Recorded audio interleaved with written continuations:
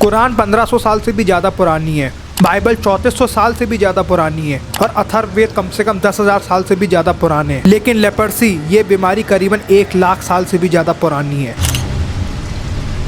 देखो, लेपर्सी का अथर्ववेद में मेंशन कुस्था के नाम से है। लेपर्सी का इस्लामिक रिलीजियस टेक्स्ट में बरस या फिर जुथाम करके नाम मेंशन किया गया है। क्रिश्चियन फेथ के हिसाब से लेपर्सी इंसान को दी गई एक पनिशमेंट है। जिसने अपनी जिंदगी में बहुत बुरे काम किए उसको लेपर्सी से भुगतना पड़ेगा। लेपर्सी को पहले छुआछूत की बीमारी माना जाता था। जो लोग लेपर्सी से सफर करते उन्हें मेन सिटी से अलग लेपर्सी असाइलम में छोड़ दिया जाता। लेकिन आगे जाके मॉडर्न साइंस ने लेपर्सी के कई सवालों का जवाब हमें दे दिया। देखो, आर्कियोलॉजिकल ट्रेसिंग के हिसाब से लेपर्सी ह्यूमंस के अंदर 4000 साल से भी पहले डिटेक्ट हुई थी। पर लेपर्सी के स्ट्रेन के ट्रेसेस 1 लाख साल से भी ज्यादा पुराने हैं। लेपर्सी ना फंगस है ना वायरस। लेपर्सी माइक्रोबैक्टीरियम लेप्रे नाम के एक बैक्टीरिया से शुरू होता है। लेपर्सी फिजिकल टच से नहीं फैलती। अगर तुम किसी लेपर्सी पेशेंट से हाथ मिला लोगे या उसे हक करोगे तो तुम्हें लेपर्सी नहीं होगी। देखो, ज्यादातर लेपर्सी एयरबोर्न ट्रांसमिशन से फैलती है, यानी तुम्हारे आसपास कोई लेपर्सी का पेशेंट खांस या छींक दे तो तुम्हें लेपर्सी का बैक्टीरिया लग सकता है। अगर कभी कोई तुम्हारा कॉन्टेक्ट लेपर्सी के पेशेंट से होता है और तुम्हें फैलती भी है तो उसका पता लगने में 10 साल से भी ज्यादा लग सकते हैं। लेकिन दुनिया के 95% से भी ज्यादा लोग लेपर्सी से इम्यून होते हैं। लेपर्सी ज्यादातर उन लोगों में पनपती है जिनका इम्यून सिस्टम काफी ज्यादा वीक होता है, इसलिए ज्यादातर लेपर्सी के केसेस गरीब मालनरिश लोगों में देखे गए हैं। लेपर्सी इंसान के स्किन, नर्व्स और टिश्यू को डैमेज कर देती है। इंसान की स्किन रेडिश और पेल हो जाती है और धीरे धीरे करके सड़ने लगती है। आगे जाके इंसान की स्किन के अंदर सेंसेशन लॉस्ट हो जाता है और अगर उससे कोई चोट वगैरह भी खाल पे लगे तो उसे समझ नहीं आता। आगे जाके वो चोट इन्फेक्शन में बदल जाती है और बीमारी काफी सीवियर तक हो जाती है। अगर लेपर्सी को लंबे टाइम तक अनट्रीटेड छोड़ दिया गया तो दिक्कतें और ज्यादा बढ़ने लगती है। पेशेंट की आई की नर्व डैमेज हो जाती है जिस कारण वो अंधे हो जाते हैं और शरीर के कई हिस्से जैसे हाथ, मुंह और पैर पे परमानेंट डिफॉर्मिटीज हो जाती है। लेपर्सी दिखने में भली बहुत खतरनाक हो पर असल में बीमारी 100% क्यूरेबल है। MD3 यानी मल्टी ड्रग थेरेपी से बीमारी 6 महीने से लेकर 2 साल के अंदर क्योर हो सकती है। लेकिन लेपर्सी कुछ ऐसी चीजें भी लेके आती है जिसको दवाइयां क्योर नहीं कर सकती। लेपर्सी पेशेंट को खुद के परिवार वाले और समाज कलंक समझते हैं। समाज लेपर्सी को छुआछूत की बीमारी समझता है और लेपर्सी पेशेंट्स को अछूत जैसे ट्रीट करता है। लेपर्सी पेशेंट को अपनी हालत के चक्कर में किसी भी जगह पे एम्प्लॉयमेंट और जॉब तो छोड़ो, कहीं दोस्ती तक नहीं मिलती। पेशेंट्स का खुद का सेल्फ कॉन्फिडेंस इतना डाउन होता है कि वो लोग गिल्ट और शेम के चक्कर में किसी से बात तक नहीं कर पाते और कई लेपर्सी पेशेंट अकेलेपन में डिप्रेशन में चले जाते हैं और सुसाइड कर लेते हैं। कई लोग जो लेपर्सी से ठीक हो जाते हैं वो लोग आगे जाके PTSD से सफर करने लगते हैं और कई कंजर्वेटिव सोसाइटी तो लेपर्सी पेशेंट को वापस अपने समाज में एक्सेप्ट तक नहीं करती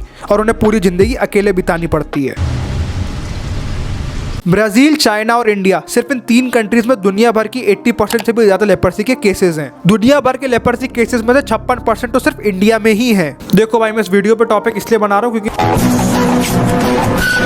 बीच में मेरे को एक आदमी दिखा था जो लेपर्सी से सफर कर रहा था और मैं एक झूठ नहीं बोलूंगा, मेरे को उसको देख के एकदम से घिन सी आई थी। पर आगे जाके जब मैंने उससे पूछा तो उसने मेरे को बताया कि उसको लेपर्सी है और ये बीमारी फैलती नहीं है। फिर आगे जाके मैंने रिसर्च की तो मेरे को पूरा सीन समझ आया। हाँ, तो वीडियो पे वापस आते हैं। इंडिया में लेपर्सी इतनी ज्यादा इसलिए फैलती है क्योंकि कई लोगों के पास पूरे टाइम का खाना नहीं है जिस कारण उनकी इम्यूनिटी वीक हो जाती है और मैंने तुम्हें पहले ही बताया था वीक इम्यूनिटी में लेपर्सी पनप जाती है। इंडिया में आज से 100 साल पहले तो इससे भी बुरे हाल थे। ब्रिटिश कॉलोनियल टाइम में लेप्रेस एक्ट 1898 निकाला गया था। इसमें पेशेंट्स को लेपर्स का टाइटल दे दिया गया था, जिस चक्कर में जो भी लोग लेपर्स की कैटेगरी में आते उन्हें पब्लिक हेल्थ हैजार्ड घोषित कर दिया गया था। जो भी लेपर्स थे उन्हें सोशल सर्विस का एक्सेस नहीं था। वो लोग नॉर्मल इंसान के साथ बस में ट्रैवल करना तो छोड़ो, एक नल से पानी तक नहीं पी सकते थे। ऊपर से जो लेपर्स होते थे उन्हें सिटी से अलग लेपर्सी हाउसेस में रहना पड़ता था। लेपर्स हाउसेस में ना उन्हें एजुकेशन मिलती ना हॉस्पिटल की सुविधाएं, सीधा बोले तो उन्हें मरने के लिए छोड़ दिया जाता। आगे जाके जब इंडिया आजाद हुआ हमारी मेंटेलिटी भी आजाद हुई और ये 1955 में ये एक्ट हटा दिया गया और ये 1955 में सरकार ने NLCP national leprosy cure programme launch कर दिया। इस प्रोग्राम के तहत पब्लिक में लेपर्सी की एजुकेशन बढ़ाई गई और मास लेवल पे लेपर्सी का डायग्नोसिस चालू कर दिया। जिन लोगों को लेपर्सी डिटेक्ट होती और अफोर्ड नहीं कर पाते उन्हें फ्री में MDT ट्रीटमेंट दिया जाने लगा। साथ ही साथ हेल्थ केयर वर्कर्स और सपोर्टर्स को लेपर्सी रिलेटेड ट्रेनिंग दी जाने लगी। लास्ट ईयर इंडिया में 65,000 से भी ज्यादा न्यू लेपर्सी के केसेस डिटेक्ट हुए थे।